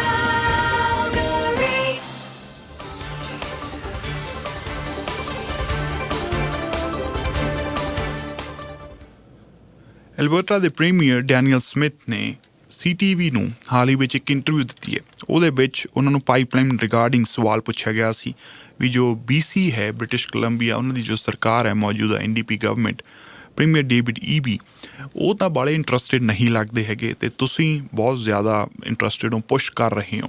ਤਾਂ ਪ੍ਰੀਮੀਅਰ ਡੈਨੀਅਲ ਸਮਿਥ ਨੇ ਸਪਸ਼ਟ ਕਰ ਦਿੱਤਾ ਹੈ ਕਿ ਉਹ BC ਦੇ ਪ੍ਰੀਮੀਅਰ ਡੇਵਿਡ ਈਬੀ ਨਾਲ ਗੱਲਬਾਤ ਕਰਨਗੇ ਤੇ ਉਹਨਾਂ ਨੂੰ ਕਨਵਿੰਸ ਕਰਨਗੇ ਇਹ ਆਇਲ ਪਾਈਪਲਾਈਨ ਦੇ ਲਈ। ਉਹਨਾਂ ਨੇ ਕਿਹਾ ਹੈਗਾ ਵੀ ਜੋ ਪ੍ਰਾਈਮ ਮਿਨਿਸਟਰ ਨੇ ਉਹ ਤਾਂ ਕਾਫੀ ਜ਼ਿਆਦਾ ਓਪਨ ਨੇ ਤੇ ਵਿਲਿੰਗ ਨੇ ਕਿ ਇਹ ਪਾਈਪਲਾਈਨ ਬਣੇ, ਇਹਨੂੰ ਬਣਨੀ ਚਾਹੀਦੀ ਹੈਗੀ ਹੈ ਤੇ ਇਸ ਚੀਜ਼ ਤੋਂ ਐਲਬਰਟਾ ਦੇ ਪ੍ਰੀਮੀਅਰ ਵੀ ਖੁਸ਼ ਨੇ। ਬਟ BC ਵੱਲੋਂ ਕੋਈ ਇਹ ਇਸ ਤਰ੍ਹਾਂ ਦਾ ਪੋਜ਼ੀਟਿਵ ਰਿਸਪੌਂਸ ਨਹੀਂ ਆਇਆ। ਪਹਿਲੀ ਗੱਲ ਤਾਂ ਉਹਨਾਂ ਨੇ ਇਹ ਵੀ ਗੱਲ ਆਖੀ ਹੈ ਵੀ ਹਜੇ ਤੱਕ ਸਾਨੂੰ ਕੁਛ ਜਿਹੜੇ ਠੋਸ ਚੀਜ਼ਾਂ ਜਿਹੜੀਆਂ ਨੇ ਉਹ ਨਹੀਂ ਪਤਾ ਹੈਗੀਆਂ, ਹਜੇ ਤੱਕ ਗੱਲ ਹੈਗੀ ਹੈ, ਜਦੋਂ ਸਭ ਕੁਝ ਸਾਹਮਣੇ ਆਊਗਾ ਉਦੋਂ ਦੇਖਾਂਗੇ। ਡੇਵਿਡ ਈਬੀ ਨੇ ਲੰਘੇ ਹਫ਼ਤੇ ਨੂੰ ਕਿਹਾ ਸੀਗਾ ਕਿ ਉਹ ਨਵੀਂ ਪਾਈਪਲਾਈਨ ਦੇ ਪ੍ਰੋਜੈਕਟ ਨੂੰ ਸਪੋਰਟ ਨਹੀਂ ਕਰਨਗੇ ਕਿਉਂਕਿ trans mountain expansion project already in place ਹੈਗਾ, ਤਾਂ ਉਹਨੂੰ ਉਹ ਵਰਤਣਗੇ ਉਹ। ਤੇ ਪ੍ਰਾਈਮ ਮਿਨਿਸਟਰ ਮਾਰਕ ਕਾਰਨੀ ਨੇ ਕਿਹਾ ਸੀਗਾ ਵੀ ਪਾਈਪਲਾਈਨ ਲਈ ਮੈਂ ਬਿਲਕੁਲ ਓਪਨ ਹਾਂ, ਤੁਸੀਂ ਜੇ ਪ੍ਰਪੋਜ਼ਲ ਬਣਦੀ ਹੈ ਜਾਂ ਸਾਰੇ ਜਾਣੇ ਵਿਲਿੰਗ ਨੇ ਮੈਂ ਓਕੇ ਹਾਂ। ਬਟ ਉਹਨਾਂ ਨੇ ਇਹ ਵੀ ਗੱਲ ਬਾਅਦ ਦੇ ਵਿੱਚ ਸਪਸ਼ਟ ਕੀਤੀ ਹੈ ਕਿ ਉਹ ਕਿਸੇ ਵੀ ਪ੍ਰੋਵਿੰਸ ਉੱਤੇ ਕੋਈ ਵੀ ਪ੍ਰੋਜੈਕਟ ਜੋ ਹੈ ਉਹ ਥੋਪਣਗੇ ਨਹੀਂ। ਜੇ ਸਰਬਸੰਮਤੀ ਬਣਦੀ ਹੈ ਤੇ ਠੀਕ ਹੈ, ਫੇਰ ਹੀ ਪ੍ਰੋਜੈਕਟ ਅੱਗੇ ਵਧੂਗਾ, ਜੇ ਨਹੀਂ ਬਣਦੀ ਤਾਂ ਉਹ ਪ੍ਰੋਜੈਕਟ ਨਹੀਂ ਵਧੂਗਾ ਕਿਉਂਕਿ ਸਰਬਸੰਮਤੀ ਹੋਣੀ ਉਹਨਾਂ ਦੀ ਨਜ਼ਰਾਂ ਦੇ ਵਿੱਚ ਬਹੁਤ ਜ਼ਰੂਰੀ ਹੈਗੀ ਹੈ।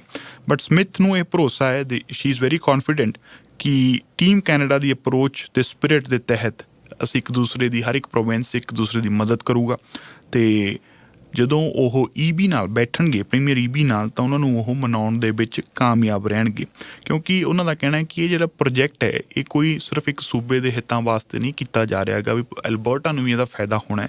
ਉਹ ਕਹਿੰਦੇ ਓਵਰਆਲ ਇਹਦੇ ਨਾਲ ਕੈਨੇਡਾ ਨੂੰ ਫਾਇਦਾ ਹੋਣਾ ਹੈਗਾ ਤੇ ਜਦੋਂ ਅਸੀਂ ਉਹਨਾਂ ਅੱਗੇ ਸਾਰੇ ਪੁਆਇੰਟਸ ਰੱਖਾਂਗੇ ਤਾਂ ਉਹ ਜ਼ਰੂਰ ਕਨਵਿੰਸ ਹੋਣਗੇ। ਤੇ ਨਾਲ ਦੀ ਨਾਲ ਪ੍ਰੀਮੀਅਰ ਡੈਨੀਅਲ ਸਮਿਥ ਨੇ ਇਹ ਗੱਲ ਵੀ ਸਪਸ਼ਟ ਕਰ ਦਿੱਤੀ ਹੈ ਕਿ ਜੋ ਕੁਛ ਵੀ ਉਹਨਾਂ ਦੇ ਕੰਸਰਨਸ ਨੇ BC ਦੇ, ਉਹਨਾਂ ਨੂੰ ਲੱਗਦਾ ਹੈ ਵੀ ਇਹ ਜੇ ਪ੍ਰੋਜੈਕਟ ਬਣਦਾ ਇਹ ਨਾਲ ਇਹ ਉਹਨਾਂ ਦੇ ਪ੍ਰੋਵਿੰਸ ਨੂੰ ਲਾਸ ਹੋ ਸਕਦਾ ਹੈ ਜਾਂ ਫਿਕਰ ਕਰਨ ਵਾਲੀ ਗੱਲ ਹੈਗੀ ਹੈ, ਕੰਸਰਨਸ ਨੇ, ਚਿੰਤਾਵਾਂ ਨੇ, ਉਹ ਕਹਿੰਦੇ ਉਹ ਦੂਰ ਕਰ ਦੇਣਗੇ, ਉਹਨਾਂ ਨੂੰ ਪੂਰੀ ਤਰ੍ਹਾਂ ਉਹ ਐਡਰੈਸ ਕਰ ਦੇਣਗੇ। ਤਾਂ ਇਸ ਕਰਕੇ ਉਹ ਕਹਿੰਦੇ ਕਿਸੇ ਨੂੰ ਕੋਈ ਇਤਰਾਜ਼ ਨਹੀਂ ਹੋਊਗਾ ਜਦੋਂ ਮੌਕਾ ਆਊਗਾ। ਗੱਲ ਇਹ ਹੈ ਵੀ ਅਸੀਂ ਉਹਨਾਂ ਨੂੰ ਮਨਾਉਣ ਦੇ ਵਿੱਚ ਉਹ ਕਹਿੰਦੇ ਵੀ ਕਾਮਯਾਬ ਹੋ ਜਾਵਾਂਗੇ। ਸਭ ਤੋਂ ਪਹਿਲੀ ਗੱਲ ਤਾਂ BC ਨੂੰ ਪ੍ਰੋਬਲਮ ਹੈ ਕਿ ਪਾਈਪਲਾਈਨ ਦਾ ਰੂਟ ਕੀ ਹੋਵੇਗਾ, ਉਹਦੇ 'ਤੇ ਕਲੈਰਿਟੀ ਆਉਣੀ ਚਾਹੀਦੀ ਹੈ, ਕਿੱਥੋਂ ਕਿੱਥੋਂ ਇਹ ਪਾਈਪਲਾਈਨ ਜਾਊਗੀ। ਦੂਜਾ, ਇੰਡੀਜਨਸ ਕਮਿਊਨਿਟੀਜ਼ ਨਾਲ ਜੋ ਬਾਏ ਕਰਨਾ ਹੈਗਾ ਹੈ ਨਾ, ਸਾਰੀ ਗੱਲਬਾਤ ਕਰਨੀ ਹੈਗੀ ਹੈ, ਉਹ ਕਿਵੇਂ ਹੋਊਗੀ, ਉਹ ਪ੍ਰੋਪਰਲੀ ਹੋਣੀ ਚਾਹੀਦੀ ਹੈਗੀ ਹੈ। ਉਹ ਕਹਿੰਦੇ ਵੀ ਐਂ ਨਹੀਂ ਗਾ ਵੀ ਅਸੀਂ ਉਹਨਾਂ ਨੂੰ ਇਨਵੋਲਵ ਨਾ ਕਰੀਏ, ਤਾਂ ਇਹ ਪਾਈਪਲਾਈਨ ਜਿਹੜੀ ਹੈ ਉਹ ਕਹਿੰਦੇ ਸਾਰਿਆਂ ਲਈ ਜ਼ਰੂਰੀ ਹੈ। ਸੋ ਉਹਨਾਂ ਦਾ ਰੋਲ ਸਭ ਤੋਂ ਵੱਧ ਅਹਿਮ ਹੈ।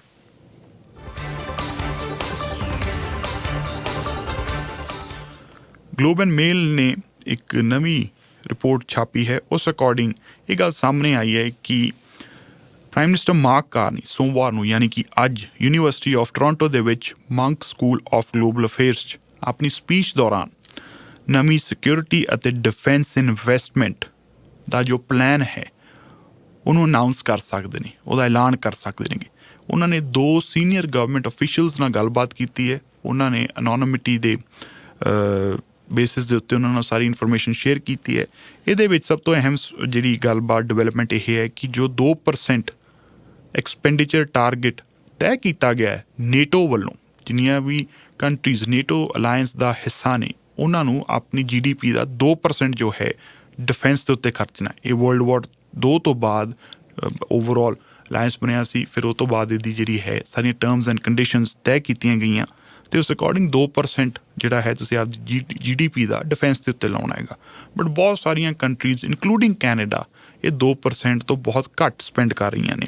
2024 ਤੱਕ ਕੈਨੇਡਾ ਨੇ 1.45% ਜੋ ਹੈ ਸਪੈਂਡ ਕੀਤਾ ਹੈਗਾ। ਬਟ ਅੱਜ ਕਿਹਾ ਜਾ ਰਿਹਾ ਵੀ ਪ੍ਰਾਈਮ ਮਿਨਿਸਟਰ ਮਾਰਕ ਕਾਰਨੀ ਇਸ ਨੂੰ 2% ਤੱਕ ਲੈ ਜਾਣਗੇ। ਐਡੀਸ਼ਨਲ 15 ਤੋਂ 20 ਬਿਲੀਅਨ ਡਾਲਰ ਦਾ ਖਰਚਾ ਆਊਗਾ ਤਾਂ ਕਿ ਅਸੀਂ ਜੋ ਹੈ 2% ਦਾ ਟਾਰਗੇਟ ਮੀਟ ਕਰ ਸਕੀਏ। ਇਹਦੇ ਵਿੱਚ ਨਵੀਂ ਟੈਕਨੋਲੋਜੀ ਕਿਵੇਂ ਲੈ ਕੇ ਆਉਣੀ ਹੈ ਜਾਂ ਉਹਦੇ ਉੱਤੇ ਜਿੰਨਾ ਵੀ ਇਨਵੈਸਟਮੈਂਟ ਹੈ ਫॉर ਰਿਸਰਚ ਉਹਦੇ 'ਤੇ ਇਨਵੈਸਟ ਕੀਤਾ ਜਾਊਗਾ।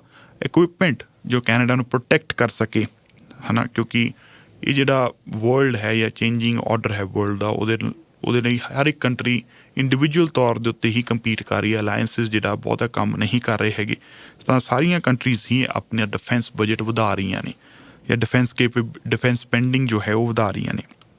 ਤਾਂ ਕਹਿੰਦੇ ਇਸ ਨਵੀਂ ਸਪੈਂਡਿੰਗ ਦੇ ਨਾਲ ਕੈਨੇਡੀਅਨ ਆਰਮਡ ਫੋਰਸਿਸ ਦੀਆਂ ਪੇਜ਼ ਵਧਣਗੀਆਂ, ਨਵੇਂ ਏਅਰਕ੍ਰਾਫਟ ਲਿਆਂਦੇ ਜਾਣਗੇ, ਫਾਈਟਰ ਜੈਟਸ ਉਹ ਖਰੀਦਣਗੇ, ਆਰਮਰਡ ਵਹੀਕਲ ਜਿਹੜੇ ਕਿ ਐਡਵਾਂਸ ਟੈਕਨੋਲੋਜੀ ਵਾਲੇ ਵਹੀਕਲ ਹੁੰਦੇ ਨੇ ਉਹ ਖਰੀਦਣਗੇ, ਅਤੇ ਐਮੂਨੇਸ਼ਨ ਲੈਣਗੇ, ਗੋਲਾ ਬਰੂਦ ਉਹ ਲੈਣਗੇ, ਅਤੇ ਡਰੋਨਸ ਅੱਜ ਕੱਲ੍ਹ ਡਰੋਨਸ ਦਾ ਵਾਰਫੇਅਰ ਹੈਗਾ ਟਾਈਮ ਜੀ। ਹਰ ਕੰਟਰੀ ਜੋ ਹੈ ਡਰੋਨਸ ਦੀ ਵਰਤੋਂ ਬਹੁਤ ਵੱਡੇ ਪੱਧਰ 'ਤੇ ਕਰਦੀ ਹੈ, ਭਾਵੇਂ ਛੋਟੇ ਤੋਂ ਛੋਟਾ ਫਰਿੰਜ ਗਰੁੱਪ ਕਿਉਂ ਨਾ ਹੋਵੇ, ਉਹ ਵੀ ਡਰੋਨਸ ਦੀ ਵਰਤੋਂ ਕਰਦਾ ਟੂ ਅਟੈਕ।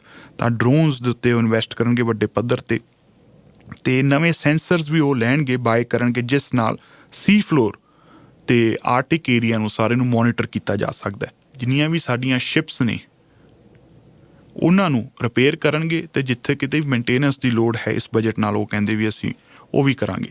ਅਤੇ ਇਸ ਦੇ ਨਾਲ ਨਾਲ ਉਹਨਾਂ ਨੇ ਕਿਹਾ ਵੀ ਜਿਹੜਾ 15 ਤੋਂ 20 ਬਿਲੀਅਨ ਡਾਲਰ ਹੈ ਉਹਦੇ ਨਾਲ AI ਆਰਟੀਫਿਸ਼ੀਅਲ ਇੰਟੈਲੀਜੈਂਸ ਜੋ ਐਡਵਾਂਸ ਅਤੇ ਬੜਾ ਜ਼ਿਆਦਾ ਸੋਫਿਸਟੀਕੇਟਡ ਵਾਰਫੇਅਰ ਸ਼ੁਰੂ ਹੋ ਗਿਆ ਜੀ, ਉਹਦੇ ਉੱਤੇ ਇਨਵੈਸਟ ਕਰਨਗੇ, AI ਦੀ ਵਰਤੋਂ ਦੇ ਉੱਤੇ ਕਰਨਗੇ, ਸਾਈਬਰ ਦੀ ਵਰਤੋਂ ਉੱਤੇ ਕਰਨਗੇ ਬਹੁਤ ਵੱਡੇ ਪੱਧਰ 'ਤੇ, ਅਤੇ ਕੁਆਂਟਮ ਅਤੇ ਸਪੇਸ ਟੈਕਨੋਲੋਜੀਜ਼, ਇਹਨਾਂ ਸਾਰੇ ਵੱਖ-ਵੱਖ ਸੈਕਟਰਸ ਦੇ ਵਿੱਚ ਇਹ ਸਾਰਾ ਮਨੀ ਜੋ ਹੈ ਉਹ ਇਨਵੈਸਟ ਕਰਨਗੇ।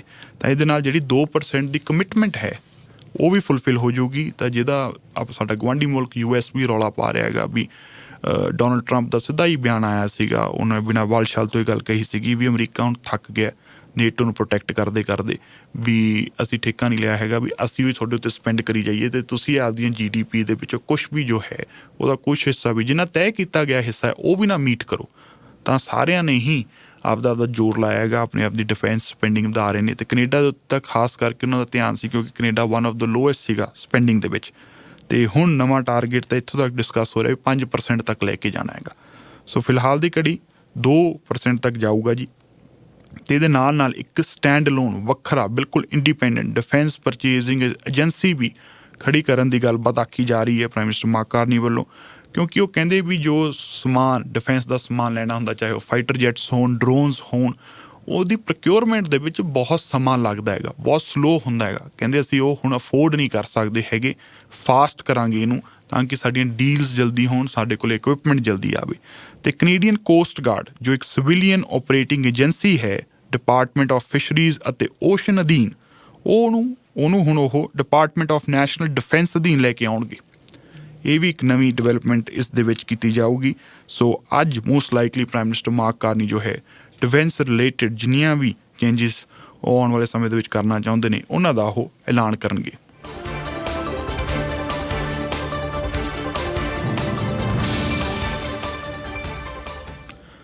ਫੈਡਰਲ ਸਰਕਾਰ ਨੇ ਇੱਕ ਨਵਾਂ ਲੈਜਿਸਲੇਸ਼ਨ ਲਿਆਂਦਾ ਜੀ, ਜਿਸ ਨਾਲ ਸੂਬਿਆਂ ਵਿਚਕਾਰ ਜੋ ਵਪਾਰ ਕਰਨਾ ਉਹ ਸੌਖਾ ਹੋ ਜਾਊਗਾ ਅਤੇ ਉਹਨੂੰ ਬੂਸਟ ਵੀ ਮਿਲੂਗਾ। ਅਤੇ ਜਿਹੜੇ ਮੇਜਰ ਇਨਫਰਾਸਟਰਕਚਰ ਪ੍ਰੋਜੈਕਟਸ ਨੇ ਜੋ ਨੈਸ਼ਨਲ ਇੰਪੋਰਟੈਂਸ ਰੱਖਦੇ ਨੇਗੇ ਉਹ ਵੀ ਫਾਸਟ ਟਰੈਕ ਹੋਣਗੇ। ਇਹਨੂੰ ਬਿੱਲ C5 ਕਿਹਾ ਗਿਆ। ਇਹਦਾ ਨਾਮ ਉਹਨਾਂ ਨੇ ਇੱਕ ਓਵਰਆਲ ਇਹਨੂੰ ਜੋ ਪ੍ਰਚਾਰਿਆ ਜਾ ਰਿਹਾ ਉਹ ਹੈ ਵਨ ਕੈਨੇਡੀਅਨ ਇਕੋਨਮੀ। ਇਸ ਨਾਲ ਉਹ ਕਹਿੰਦੇ ਵੀ ਫਰੀ ਟਰੇਡ ਹੋਊਗਾ ਵਿਦਨ ਕੈਨੇਡਾ, ਅਤੇ ਲੇਬਰ ਮੋਬਿਲਿਟੀ ਜੋ ਹੈ ਉਹ ਵੀ ਜੋ ਹੈ ਫਰੀ ਉਹ ਵੀ ਬਹੁਤ ਸੌਖੀ ਕਰ ਦਿੱਤੀ ਜਾਊਗੀ। ਤਾਂ ਇਸ ਕਰਕੇ ਉਹ ਲੇਬਰ ਮੋਬਿਲਿਟੀ ਕੈਨੇਡਾ ਐਕਟ ਦੇ ਵਿੱਚ ਲੈ ਕੇ ਆ ਰਹੇ ਨੇ ਅਤੇ ਬਿਲਡਿੰਗ ਕੈਨੇਡਾ ਐਕਟ ਲੈ ਕੇ ਆ ਰਹੇ ਨੇਗੇ। ਹਾਲ ਹੀ ਵਿੱਚ ਪ੍ਰੀਮੀਅਰਸ ਦੇ ਨਾਲ ਸੈਸਕਟੂਨ ਦੇ ਵਿੱਚ ਪ੍ਰਾਈਮ ਮਿਨਿਸਟਰ ਨੇ ਮੀਟਿੰਗ ਕੀਤੀ ਸੀ ਅਤੇ ਸਾਰੇ ਪ੍ਰੀਮੀਅਰਸ ਨੇ ਇਹ ਗੱਲ ਆਖੀ ਸੀਗੀ ਵੀ ਇਹ ਹੋਣਾ ਚਾਹੀਦਾ, ਇਹਨੂੰ ਇੰਪੋਰਟੈਂਸ ਦਿਓ। ਅਤੇ ਪ੍ਰਾਈਮ ਮਿਨਿਸਟਰ ਮਾਰਕ ਕਾਰਨੀ ਨੇ ਵੀ ਸ਼ੁਰੂ ਤੋਂ ਹੀ ਕਲੀਅਰ ਕੀਤਾ ਸੀ ਵੀ ਅਸੀਂ ਇੰਟਰ ਪ੍ਰੋਵਿੰਸ਼ੀਅਲ ਟ੍ਰੇਡ ਨੂੰ ਘਟਾਉਣ ਦੇ ਲਈ ਪੂਰੇ ਐਫਰਟਸ ਕਰਾਂਗੇ, ਨਵੇਂ ਵੱਡੇ ਫੈਸਲੇ ਲਵਾਂਗੇ। ਤਾਂ ਹੁਣ PM ਦਾ ਕਹਿਣਾ ਇਹ ਹੈ ਕਿ ਇਸ ਬਿੱਲ ਨਾਲ ਕੈਨੇਡਾ ਦੀ ਇੱਕ ਇਕੋਨਮੀ ਹੋਊਗੀ ਬਜਾਏ ਕਿ 13 ਡਿਫਰੈਂਟ ਛੋਟੀਆਂ ਇਕੋਨਮੀਜ਼ ਹੋਣ। ਉਹ ਕਹਿੰਦੇ ਇਹਦੇ ਨਾਲ ਜਿਹੜੇ ਗੁੱਡਸ ਅਤੇ ਸਰਵਿਸਿਜ਼ ਨੂੰ ਅਸੀਂ ਟਰਾਂਸਪੋਰਟ ਕਰ ਸਕਾਂਗੇ ਸੌਖੇ ਤਰੀਕੇ ਨਾਲ। ਅਤੇ ਨੈਸ਼ਨਲ ਬਿਲਡਿੰਗ ਪ੍ਰੋਜੈਕਟਸ ਨੇ ਜਿਵੇਂ ਕਿ highways, ports, airports, oil pipelines, critical minerals, mines ਅਤੇ ਨਿਊਕਲੀਅਰ ਫੈਸਿਲਿਟੀਜ਼, ਉਹਨਾਂ ਨੂੰ ਜਲਦੀ ਮਨਜ਼ੂਰੀ ਮਿਲ ਸਕੂਗੀ। ਅਤੇ ਪ੍ਰਾਈਮ ਮਿਨਿਸਟਰ ਨੇ ਇੱਥੋਂ ਤੱਕ ਵੀ ਕਹਿ ਦਿੱਤਾ ਹੈ ਕਿ ਸਮਰ ਬ੍ਰੇਕ ਤੋਂ ਪਹਿਲਾਂ ਇਹਨੂੰ ਅਸੀਂ ਚਾਹੁੰਦੇ ਹਾਂ ਕਿ ਇਹ ਪਾਸ ਹੋਵੇ, ਹੈ ਨਾ, ਸਾਰੇ ਜਾਣੇ ਇਸ 'ਤੇ ਐਗਰੀ ਕਰਨ। ਅਤੇ ਉਹ ਕਹਿੰਦੇ ਵੀ ਜੇ ਪਾਰਲੀਮੈਂਟ ਨੂੰ ਲੰਬਾ ਚਿਰ ਬੈਠਣਾ ਪਿਆ ਤਾਂ ਜੋ ਇਹਨੂੰ ਪਾਸ ਕੀਤਾ ਜਾ ਸਕੇ ਤਾਂ ਅਸੀਂ ਉਹ ਵੀ ਕਰਾਂਗੇ। ਉਹ ਕਹਿੰਦੇ ਤਾਂ ਫਿਰ ਸੋ ਬੀ ਇਟ, ਅਸੀਂ ਉਹ ਵੀ ਕਰਨ ਨੂੰ ਤਿਆਰ ਹੈਗੇ ਹਾਂ। ਸੋ ਟ੍ਰੇਡ ਅਤੇ ਲੇਬਰ ਬੈਰੀਅਰਸ ਦੇ ਵਿੱਚ ਕੀ ਹੋਊਗਾ? ਇਸ ਲੈਜਿਸਲੇਸ਼ਨ ਰਾਹੀਂ ਜਿੰਨੇ ਵੀ ਫੈਡਰਲ ਸਰਕਾਰ ਵੱਲੋਂ ਜਾਂ ਫੈਡਰਲ ਰੂਲਸ ਅੜਿੱਕਾ ਬਣਦੇ ਨੇ ਹੈ ਨਾ ਮੋਬਿਲਿਟੀ ਆਫ ਲੇਬਰ ਦੇ ਲਈ, ਉਹਨੂੰ ਹਟਾ ਦਿੱਤਾ ਜਾਊਗਾ ਤਾਂ ਜੋ ਕੈਨੇਡਾ ਭਰ ਦੇ ਵਿੱਚ ਗੁੱਡ ਤੇ ਸਰਵਿਸਿਜ਼ ਦੀ ਖੁੱਲ੍ਹੀ ਮੂਵਮੈਂਟ ਹੋ ਸਕੇ।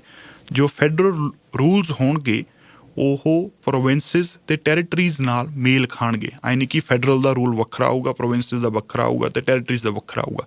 ਉਹ ਅਲਾਈਨ ਹੋਣਗੇ, 21 ਪੇਜ ਤੇ ਆਉਣਗੇ, ਠੀਕ ਹੈ।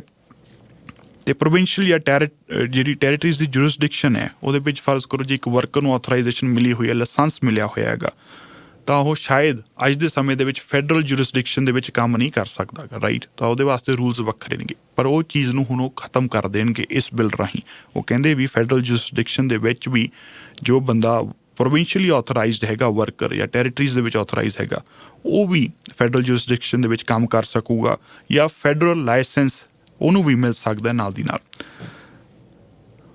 ਤੇ ਨੇਸ਼ਨ ਬਿਲਡਿੰਗ ਦੇ ਪ੍ਰੋਜੈਕਟਸ, ਉਹ ਕਹਿੰਦੇ ਵੀ ਕੈਨੇਡਾ ਦੇ ਵਿੱਚ ਕੋਈ ਵੀ ਵੱਡਾ ਪ੍ਰੋਜੈਕਟ ਹੋਊਗਾ ਉਹਦੀ ਅਪਰੂਵਲ ਲੈਣੀ ਹੀ ਬਹੁਤ ਜ਼ਿਆਦਾ ਔਖੀ ਹੈ ਤੇ ਕਹਿੰਦੇ ਵਰੇ ਲੱਗ ਜਾਂਦੇ ਨੇਗੇ, ਉਹ ਕੰਮ ਜਿਹੜਾ ਬਹੁਤ ਜ਼ਿਆਦਾ ਲੰਮਕ ਜਾਂਦਾ ਹੈਗਾ ਕਿਉਂਕਿ ਅਪਰੂਵਲਸ ਹੀ ਇੰਨੀਆਂ ਨੇ, ਰਿਵਿਊਜ਼ ਹੀ ਇੰਨੇ ਹੈਗੇ ਨੇ ਤੇ ਅਸੈਸਮੈਂਟ ਵੀ ਵਾਰੀ ਹੁੰਦੀ ਹੈ ਤੇ ਵੱਖ ਰੂਲਸ ਨੇ। ਕਹਿੰਦੇ ਹੁਣ ਅਸੀਂ ਇਹਨੂੰ ਸਟ੍ਰੀਮਲਾਈਨ ਕਰਾਂਗੇ, ਇੱਕੋ ਹੀ ਤਰ੍ਹਾਂ ਦੇ ਸਟੈਂਡਰਡ ਰੂਲਸ ਹੋਣਗੇ ਵੱਡੇ ਪ੍ਰੋਜੈਕਟਸ ਦੇ ਲਈ ਤਾਂ ਜੋ ਉਹਦਾ ਕ੍ਰਾਈਟੀਰੀਆ ਤੁਸੀਂ ਉਹ ਫਰਜ਼ ਕਰੋ 10 ਰੱਖਦੇ, 7 ਰੱਖਦੇ, 8 ਰੱਖਦੇ, ਇਹ ਰੂਲਸ ਨੂੰ ਤੁਸੀਂ ਪੂਰਾ ਕਰੋ ਤੇ ਤੁਹਾਨੂੰ ਅਪਰੂਵਲ ਜੋ ਹੈ ਨਾਲ ਦੀ ਨਾਲ ਮਿਲੂਗੀ within a span of 1 or 2 years। ਆਈ ਨਹੀਂ ਵੀ ਤੁਹਾਨੂੰ 5 ਸਾਲ, 6 ਸਾਲ, 10 ਸਾਲ। ਸੋ ਅਮਰੀਕਾ ਕੈਨੇਡਾ ਦੇ ਵਿੱਚ ਜੇ ਤੁਸੀਂ ਕੋਈ ਵੱਡਾ ਮੈਨੂਫੈਕਚਰਿੰਗ ਪਲਾਂਟ ਲਾਉਣਾ ਹੈ ਤਾਂ ਨਾ ਕਰਦੇ ਕਹਿੰਦੇ 5-6 ਸਾਲ ਲੱਗ ਸਕਦੇ। ਉੱਥੇ ਹੀ ਜੋ ਚਾਈਨਾ ਹੈ ਉਹ 1.5-2 ਸਾਲ ਦੇ ਵਿੱਚ ਹੀ ਸਾਰਾ ਕੁਛ ਓਕੇ ਕਰਕੇ ਪਲਾਂਟ ਵੀ ਲੱਗ ਜਾਂਦਾ ਹੈਗਾ। ਇੰਨੇ ਜ਼ਿਆਦਾ ਉਹ ਫਾਸਟ ਨੇ, ਤਾਂ ਅਸੀਂ ਉਹਨਾਂ ਨਾਲ ਕੰਪੀਟ ਕਰਨਾ ਹੈਗਾ ਤਾਂ ਕਿ ਅਸੀਂ ਕੰਪੀਟੀਸ਼ਨ ਦੇ ਵਿੱਚ ਰਹਿ ਸਕੀਏ ਕਿਉਂਕਿ ਸਾਡਾ ਟ੍ਰੇਡਿੰਗ ਵਾਲਾ ਮੁਲਕ ਹੈਗਾ। ਤਾਂ ਇਸ ਕਰਕੇ ਉਹ ਕਹਿ ਰਹੇ ਨੇ ਵੀ ਇਹ ਚੀਜ਼ ਅਸੀਂ ਕਰਾਂਗੇ। ਤਾਂ ਕਹਿੰਦੇ ਵੀ ਇੰਡੀਜਨਸ ਪਰਸਪੈਕਟਿਵ, ਇੰਡੀਜਨਸ ਨੇ ਵੀ ਆਪਣੀ ਫਸਟ ਨੇਸ਼ਨਸ ਅਸੈਂਬਲੀ ਬੁਲਾ ਲਈ ਹੈ ਇਹ ਸਾਰੀ ਚੀਜ਼ਾਂ ਨੂੰ ਡਿਸਕਸ ਕਰਨ ਦੇ ਲਈ। ਕਿਤੇ ਨਾ ਕਿਤੇ ਥੋੜ੍ਹਾ ਜਿਹਾ ਪ੍ਰਾਈਮ ਮਿਨਿਸਟਰ ਮਾਰਕ ਕਾਰਨੀ ਦਾ ਇਨਐਕਸਪੀਰੀਅੰਸ ਵੀ ਬੋਲਦਾ ਕਿਉਂਕਿ ਉਹਨਾਂ ਨੂੰ ਇਹ ਸਾਰੀ ਗੱਲਾਂ ਬਾਤਾਂ ਪਹਿਲਾਂ ਕੰਸਲਟ ਕਰਨੀਆਂ ਚਾਹੀਦੀਆਂ ਸੀ, ਪਹਿਲਾਂ ਉਹਨਾਂ ਨੂੰ ਟੇਬਲ 'ਤੇ ਬਿਠਾ ਕੇ ਕਹਿਣਾ ਚਾਹੀਦਾ ਸੀ ਵੀ ਇਹ ਸਾਰੀਆਂ ਲੈਜਿਸਲੇਸ਼ਨ ਅਸੀਂ ਲੈ ਕੇ ਆ ਰਹੇ ਹਾਂ ਤੇ ਇਹਦੇ ਵਿੱਚ ਇਹ ਪ੍ਰੋਵੀਜ਼ਨਸ ਨੇ, ਨਾ ਕਿ ਟੇਬਲ ਕਰਨ ਤੋਂ ਬਾਅਦ ਹੁਣ ਉਹਨਾਂ ਨਾਲ ਗੱਲਬਾਤ ਕਰਨਗੇ, ਰਾਈਟ। ਕਿਉਂਕਿ ਉਹਨਾਂ ਦੇ ਪਹਿਲਾਂ ਹੀ ਕੰਸਰਨਸ ਹੋਣਗੇ, ਬਹੁਤ ਸਾਰੀਆਂ ਚਿੰਤਾਵਾਂ ਹੋਣਗੀਆਂ ਉਹਨਾਂ ਨੂੰ ਵੀ ਕਿਵੇਂ ਹੋਊਗਾ, ਕਿਵੇਂ ਨਹੀਂ ਹੋਣਾ ਕੰਮਕਾਰ, ਤਾਂ ਉਹ ਚੀਜ਼ ਪਹਿਲਾਂ ਹੀ ਐਡਰੈਸ ਹੋਣੀ ਚਾਹੀਦੀ ਸੀਗੀ। ਹੁਣ ਜਿਹੜੇ ਫਸਟ ਨੇਸ਼ਨਸ ਆਪਣੀ ਜਿਹੜੀ ਅਸੈਂਬਲੀ ਬਣਾਉਣਗੇ ਉਹਦੇ ਵਿੱਚ ਇਹਦੇ ਚਰਚਾ ਕਰਨਗੇ ਕਿਉਂਕਿ ਉਹਨਾਂ ਨੂੰ ਲੱਗਦਾ ਹੈ ਕਿ ਇਸ ਬਿੱਲ ਦੌਰਾਨ ਉਹਨਾਂ ਦੇ ਲੈਂਡ ਨੂੰ ਜਾਂ ਉਹਨਾਂ ਦੀਆਂ ਚੀਜ਼ਾਂ ਨੂੰ ਬਹੁਤ ਜ਼ਿਆਦਾ ਇਫੈਕਟ ਹੋ ਸਕਦਾ, ਅਸਰ ਪੈ ਸਕਦਾ ਉਸ ਦੇ ਉੱਤੇ। ਤੇ ਨਵਾਂ ਫੈਡਰਲ ਮੇਜਰ ਪ੍ਰੋਜੈਕਟ ਹੈ ਜੋ ਉਹਨੂੰ ਆਫਿਸ ਨੂੰ ਵੀ, ਉਹਨਾਂ ਦੇ ਆਫਿਸ ਨੂੰ ਵੀ ਐਡਵਾਈਜ਼ ਕਰੂਗਾ, Indigenous advisor council First Nations ਦਾ, ਮੇਟੀਜ਼ ਦਾ। ਤੇ ਜਿਹੜੀ ਇੰਡੀਜਨਸ ਲੋਨ ਗਾਰੰਟੀ ਪ੍ਰੋਗਰਾਮ ਸੀ ਉਹ $5 ਬਿਲੀਅਨ ਤੱਕ ਸੀ, ਤਾਂ ਫੈਡਰਲ ਸਰਕਾਰ ਨੇ ਇਹਨੂੰ ਵਧਾ ਦਿੱਤਾ ਜੀ $10 ਬਿਲੀਅਨ ਤੱਕ। ਜਿਹੜੇ ਆਪੋਜੀਸ਼ਨ ਦੇ ਮੇਨ ਆਪੋਜੀਸ਼ਨ ਧਿਰ ਹੈਗੀ ਸਾਡੀ ਕੰਜ਼ਰਵੇਟਿਵ ਪਾਰਟੀ ਦੀ, ਉਹਨਾਂ ਦੇ ਲੀਡਰ ਮਿਸਟਰ ਪੋਲੀਐਵ ਨੇ ਇਹ ਗੱਲ ਕਹੀ ਹੈ ਵੀ ਤੁਸੀਂ ਜੋ ਕੈਨੇਡਾ ਦੇ ਵਿੱਚ ਡਾਕਟਰਸ ਨੇ, ਇਸ ਬਿੱਲ ਦੇ ਉੱਤੇ ਕਮੈਂਟ ਕਰਦੇ ਉਹਨਾਂ ਨੇ ਗੱਲ ਕਹੀ ਹੈ ਵੀ ਕੈਨੇਡਾ ਦੇ ਵਿੱਚ ਜੋ ਡਾਕਟਰਸ ਨੇ ਜਿਨ੍ਹਾਂ ਦੀ ਟ੍ਰੇਨਿੰਗ ਬਾਹਰ ਹੋਈ ਹੈ ਉਹਨਾਂ ਲਈ ਵੀ ਇੱਕ ਟੈਸਟ ਰੱਖ ਦਿਓ ਤਾਂ ਕਿ ਉਹ ਜਿੰਨਾ ਵੀ ਸਖਤ ਤੁਸੀਂ ਟੈਸਟ ਰੱਖਣਾ ਰੱਖੋ ਕੈਨੇਡੀਅਨ ਸਟੈਂਡਰਡਸ ਅਕੋਰਡਿੰਗ ਹੋਵੇ ਤਾਂ ਜੋ ਉਹ ਟੈਸਟ ਦੇਣ, ਕਲੀਅਰ ਕਰਨ ਤੇ ਅੱਗੇ ਦਾ ਕੰਮ ਹੋਵੇ, ਬਜਾਏ ਕਿ ਅਸੀਂ ਵੇਟ ਕਰਦੇ ਰਹੀਏ ਡਾਕਟਰਸ ਦੇ ਵਿੱਚ ਵੀ ਇੱਥੇ ਕੁਆਲੀਫਾਈ ਹੋਣਗੇ, ਉਹਨਾਂ ਨੂੰ ਵੇਕੈਂਸੀ ਵੀ ਪਈ ਹੈ ਤੇ ਸਾਨੂੰ ਲੋੜ ਹੈਗੀ ਹੈ। ਇਹ ਚੀਜ਼ ਦੇ ਉੱਤੇ ਵੀ ਉਹਨਾਂ ਨੇ ਕਿਹਾ ਵੀ ਧਿਆਨ ਦਿਓ। ਤੇ ਓਵਰਆਲ ਉਹਨਾਂ ਨੇ ਇਹ ਵੀ ਕਹੀ ਹੈ ਵੀ ਸਰਕਾਰ ਨੂੰ ਇਸ ਗੱਲ ਉੱਤੇ ਧਿਆਨ ਦੇਣਾ ਚਾਹੀਦਾ ਹੈ ਕਿ ਜਿਹੜੇ ਲਾਜ਼ ਵੱਡੇ ਪ੍ਰੋਜੈਕਟਸ ਜਾਂ ਕੋਈ ਵੀ ਲੈਵਲ ਦਾ ਪ੍ਰੋਜੈਕਟ ਹੋਵੇ ਉਹਨੂੰ ਬਲੌਕ ਕਰਦੇ ਆ, ਉਹਨਾਂ ਨੂੰ ਹਟਾ ਦਿਓ, ਉਹਨਾਂ ਨੂੰ ਖ਼ਤਮ ਹੀ ਕਰ ਦਿਓ, ਬਜਾਏ ਕਿ ਤੁਸੀਂ ਇੱਕ ਅਜਿਹਾ ਕੁਛ ਪ੍ਰੋਜੈਕਟਸ ਦੇ ਲਈ ਲਾਅ ਲਿਆਓ ਜਿਹੜੇ ਕਿ ਬਾਈਪਾਸ ਹੋ ਸਕਦਾ ਤੇ ਬਾਕੀ ਪ੍ਰੋਜੈਕਟਸ ਦੇ ਲਈ ਲੋਕ ਉਵੇਂ ਦੇ ਉਵੇਂ ਬੈਠੇ ਨੇਗੇ। ਵੀ ਨੈਸ਼ਨਲ ਪ੍ਰੋਜੈਕਟਸ ਲਈ ਤਾਂ ਤੁਸੀਂ ਸਪੈਸੀਫਿਕਲੀ ਲੈ ਆਏ ਬਟ ਅਦਰਵਾਈਜ਼ ਤੁਸੀਂ ਲੈ ਕੇ ਨਹੀਂ ਆਏ। ਉਹ ਕਹਿੰਦੇ ਸਾਰਿਆਂ ਨੂੰ ਹੀ ਸੌਖਾ ਕਰ ਦਿਓ, ਜਿਹੜੇ ਵੀ ਲਾਜ਼ ਪ੍ਰੋਜੈਕਟਸ ਨੂੰ ਬਲੌਕ ਕਰਦੇ ਆ ਜਾਂ ਤੁਹਾਨੂੰ ਲੱਗਦਾ ਵੀ ਇਹਨਾਂ ਦਾ ਕੋਈ ਹੁਣ ਕੰਮ ਨਹੀਂ ਰਿਹਾ ਗਾ with the passage of time, ਉਹਨਾਂ ਨੂੰ ਹਟਾਓ, ਠੀਕ ਹੈ। ਤੇ ਉਹ ਕਹਿੰਦੇ ਵੀ ਇਸ ਨਾਲ ਤੁਸੀਂ ਸਿਲੈਕਟ ਕਰ ਰਹੇ ਹੋ ਵੀ ਕੁਛ ਗਰੁੱਪਸ ਨੂੰ ਤੁਸੀਂ ਅਲਾਓ ਕਰ ਦਿੱਤਾ ਤੇ ਕੁਛ ਨੂੰ ਤੁਸੀਂ ਮੌਕਾ ਵੀ ਨਹੀਂ ਦਿੱਤਾ ਗਾ, ਉੱਥੇ ਹੀ ਸਟੱਕ ਹੈਗੇ ਨੇਗੇ। ਤਾਂ ਉਹ ਕਹਿੰਦੇ ਸਾਰਿਆਂ ਲਈ ਹੀ ਇਕੁਅਲ ਪਲੇ ਫੀਲਡ ਹੋਣੀ ਚਾਹੀਦੀ ਹੈ ਤੇ ਉਹ ਤੁਸੀਂ ਜਿਹੜੀ ਹੈ ਕਰੋ।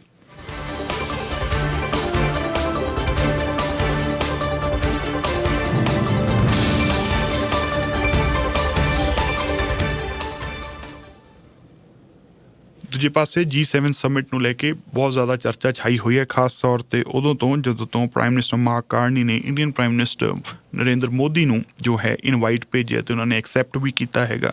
ਬਹੁਤ ਸਾਰੇ ਇਹਦੇ ਪਹਿਲੂ ਹੈਗੇ ਨੇ, ਤਿੰਨ ਪਹਿਲੂ ਜੋ ਸਾਹਮਣੇ ਆ ਰਹੇ। ਕੋਈ ਲੋਕ ਕਹਿੰਦੇ ਹੱਕ ਵਿੱਚ ਨੇ, ਕਹਿੰਦੇ ਬਿਲਕੁਲ ਠੀਕ ਕੀਤਾ, ਬੁਲਾਉਣਾ ਚਾਹੀਦਾ ਸੀ। ਕੋਈ ਲੋਕ ਇਹਦਾ ਵਿਰੋਧ ਵੀ ਕਰ ਰਹੇ ਨੇਗੇ। ਤੇ ਇੱਕ ਤੀਜਾ PM ਦਾ ਆਪਦਾ ਖੁਦ ਦਾ ਸਟੈਂਡ ਹੈ। ਉਹਨਾਂ ਨੇ ਬੜਾ ਸਪੈਸੀਫਿਕਲੀ ਸਪਸ਼ਟ ਸਵਾਲ ਪੁੱਛਿਆ ਗਿਆ ਸੀਗਾ। ਉਹ ਕਹਿੰਦੇ ਵੀ 5th ਲਾਰਜੈਸਟ ਇਕੋਨਮੀ ਹੈ, ਜਾਂ ਹੁਣ ਜੋ ਲੇਟੈਸਟ ਖਬਰ ਆ ਰਹੀ ਹੈ ਉਹਦੇ ਅਕੋਰਡਿੰਗ 4th ਹੋ ਗਈ ਹੈ।